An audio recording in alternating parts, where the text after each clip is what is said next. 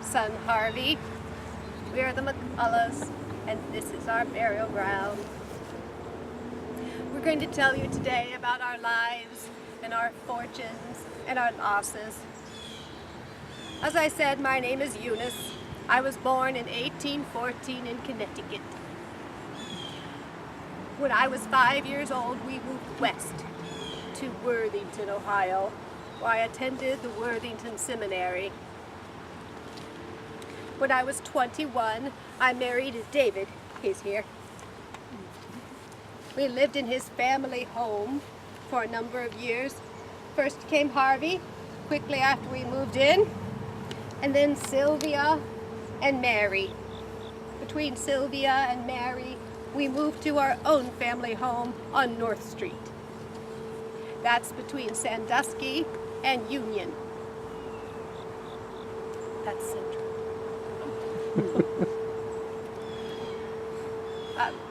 From the time I was 23 until I was 45, I had 11 children, though one of my children died in childbirth, my namesake Eunice.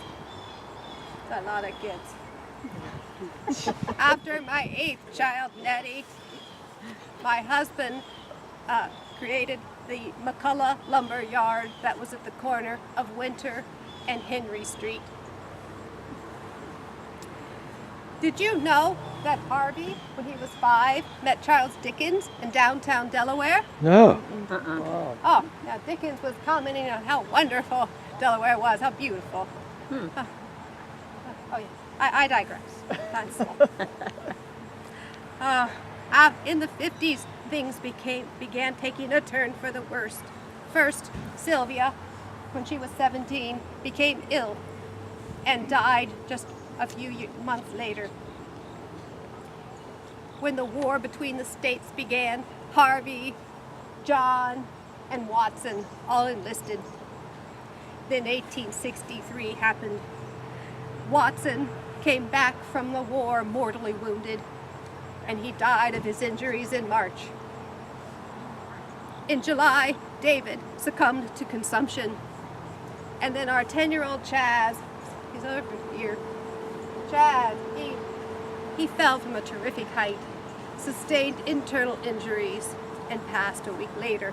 Oh, he suffered so. In all, 7 of my children preceded me in death, and 5 of them were under the age of 20. I myself lived on until 1902, when I had fallen and been bedridden for the previous year. I was 88 at the time. Wow. I had 2 daughters left, Mary and Nettie, and 2 sons, John and Harvey. Harvey and John never married, but Harvey took care of me for 40 years after David was gone. What a guy.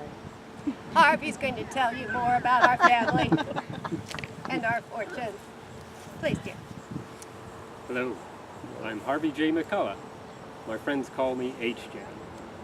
I grew up here in Delaware working at my father's lumber yard, which his mother said was located at the corner of East Winter Street and Henry Street, the location now occupied by the Delaware County Library. When the war between the states started, my brother Watson was the first to join, and he joined the 4th Ohio Volunteer Infantry, which was a Zouave unit.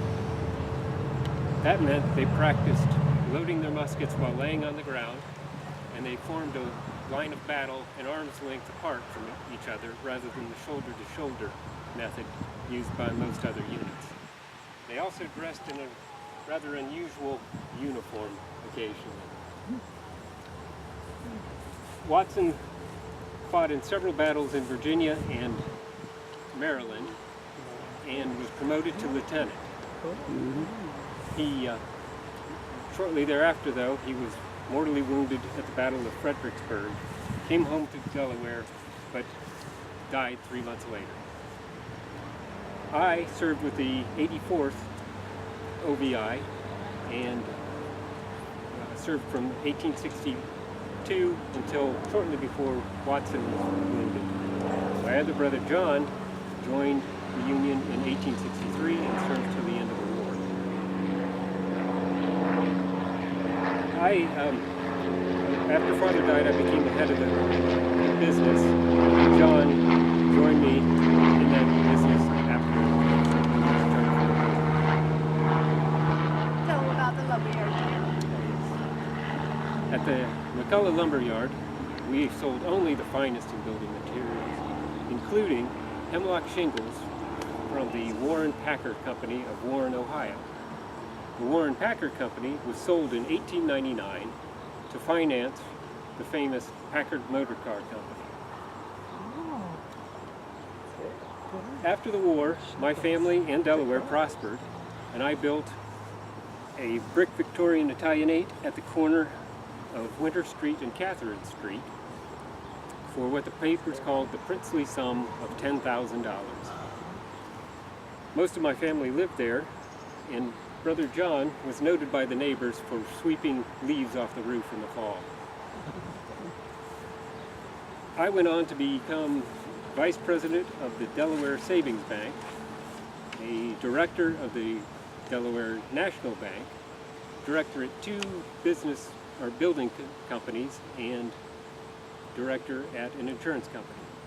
I was also an elder at the Presbyterian Church and a Mason. I died 1 year after Mother in 1903, and Used to be so.